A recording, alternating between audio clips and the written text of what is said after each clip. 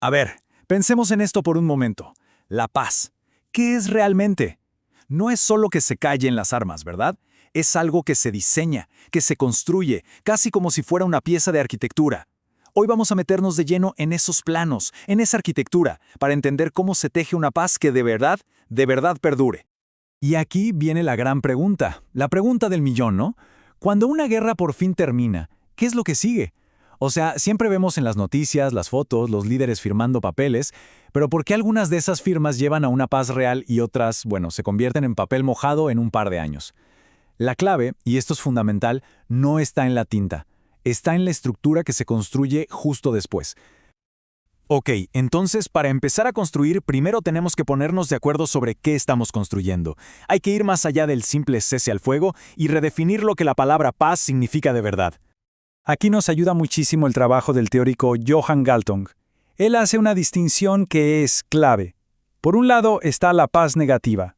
¿Qué es eso? Es simple, que no haya disparos, el silencio de las armas. Pero es algo súper frágil. La meta de verdad, la importante, es la paz positiva. Y esto es mucho más profundo. Es cuando la sociedad misma, sus estructuras, promueven la justicia, la cooperación. La analogía es perfecta. Es la diferencia entre no estar enfermo y sentirse espectacularmente sano y fuerte. Y ahí está el verdadero reto, ¿no? ¿Cómo damos ese salto? ¿Cómo pasamos de esa calma tensa, de esa paz negativa, a una paz positiva? A una sociedad que sea tan fuerte y resiliente que un nuevo conflicto se vuelva casi imposible. Bueno, parece que hay una respuesta o al menos un camino. Y viene de un modelo súper interesante. Vamos a hablar de las redes de la paz, presentando la teoría central del Dr. Vélez Mendoza. A ver, la teoría de las redes y nodos. ¿De qué va esto? La idea es brillante. Imaginen que la paz es un tejido, una tela muy fuerte. Esa tela no se sostiene por un solo hilo, que sería el Tratado de Paz. No, se sostiene por miles y miles de hilos entrecruzados. Esas son las conexiones económicas, culturales, institucionales. Hablamos de dinero, de tecnología, de conocimiento, hasta de una memoria compartida que se va tejiendo entre gobiernos, empresas y la gente de a pie. Y esta teoría no se queda en lo abstracto, Se baja a 4 principios muy claros para construir estas redes. Primero, interconexión, o sea, crear un montón de lazos. Segundo, que todo sea recíproco, que nadie dependa del otro de mala manera. Tercero, y esto es muy importante, crear una memoria compartida, una nueva historia que ayude a sanar. Y cuarto, que los más fuertes ayuden a los más débiles, no por caridad, sino para que toda la red, todo el tejido, se vuelva más fuerte y resistente. Y lo interesante es que todo esto se puede visualizar. No es solo una idea bonita. Hay modelos que nos muestran cómo esta cooperación va creciendo con el tiempo. Por ejemplo, fíjense en este modelo, la curva de cooperación. Lo que nos dice es, importantísimo. Nos muestra que hay una ventana de tiempo, una oportunidad de oro. Los primeros 10 años después de que termine un conflicto son absolutamente cruciales. Es ahí, en esa década, donde la inversión estratégica tiene el máximo impacto. Es el momento de tejer esa red bien fuerte antes de que las viejas heridas y tensiones quieran volver a aparecer. Perfecto, la teoría suena muy bien, ¿pero funciona en la vida real? Pues sí.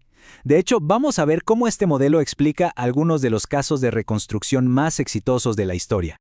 Pensemos en esta cifra, 13.300 millones de dólares. Y ojo, de esa época, hoy sería una cantidad astronómica.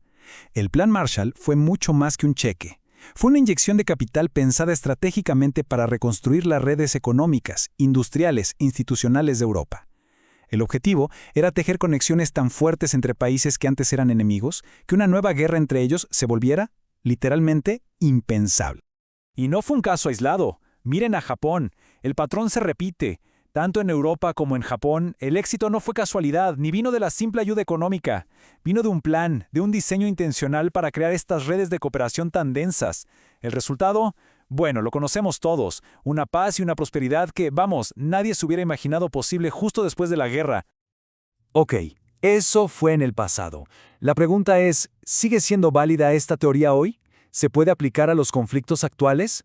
Bueno, veamos cómo estas ideas se pueden usar en algunos de los desafíos más complicados del mundo moderno. La escala de la destrucción que vemos hoy en día es abrumadora. Reconstruir una zona como Gaza, por ejemplo, va a costar decenas de miles de millones de dólares. Es una cifra casi inimaginable.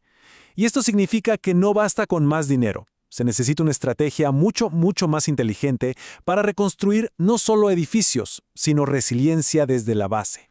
Y aquí es donde la cosa se pone interesante. La teoría de redes nos dice que hay que ser creativos. En lugar de llegar a imponer modelos que funcionaron en otro lado, hay que buscar e integrar las herramientas locales. Por ejemplo, el Waqf. Es una figura de la filantropía islámica, una especie de fondo para financiar bienes públicos, como escuelas o hospitales. Es una forma de fortalecer el tejido social desde adentro, usando sus propias tradiciones. Y el propio autor de la teoría, el doctor Vélez Mendoza, lo dice clarísimo. Integrar instrumentos locales en planes coordinados con donantes internacionales puede reducir las fracturas culturales y económicas. Es decir, la clave es la mezcla, la sinergia. Cuando combinas lo local con la ayuda internacional, no solo creas algo sólido en lo económico, sino que tiene legitimidad cultural. Y eso lo hace muchísimo más fuerte. Muy bien, entonces, ¿con qué nos quedamos? ¿Cómo se traduce todo esto en acciones concretas? Pues la teoría nos da un plano bastante claro, 5 recomendaciones clave para tejer un futuro más resiliente. Aquí está el resumen, el plan de acción. Primero, hay que pensar en redes, no en proyectos sueltos. Segundo, la cooperación tiene que ser recíproca para que nadie dependa de nadie. Tercero, usar las herramientas culturales y religiosas locales como el Waqf. Cuarto, invertir fuerte en educación y en crear una historia de futuro compartido.